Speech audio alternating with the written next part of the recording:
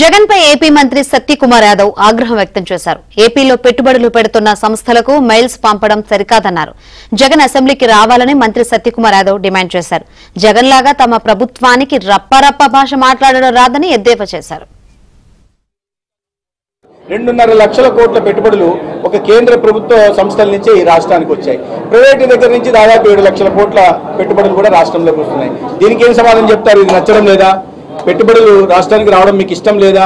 అందుకేనా మీరు మిగతా సంస్థలకు కూడా ఈ రాష్ట్రంలో అధికారం పోతుంది, జమిలీ ఎన్నికలు వస్తాయి, మేము వచ్చేస్తాం మిమ్మల్ని తరిమేస్తామని భయపెడుతూ ఈమెయిల్ పంపడం దానికి కారణమా?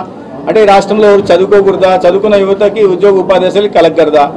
ఉద్యోగాల అవకాశాలు రాకూడదా? అదే జగన్మోహన్ రెడ్డి గారు ఆకాంక్షిస్తున్నారేమో మరి నాకు తెలియదు.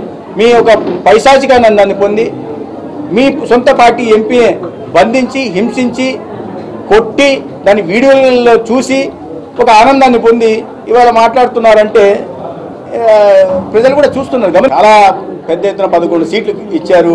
రండి అసెంబ్లీలో మాట్లాడండి. మీలాగా మేము అవహేళనగా మాట్లాడడం, మీలాగా అసభ్య పదజాలాన్ని వాడడం, మీలాగా దూషణలకు పాల్పడం, మీలాగా రఫ భాష అసలే వాడడం, చాలా నిర్మాణాత్మకంగా చర్చ చేద్దాం. మీరు రండి, ఏ విషయమైనా సరే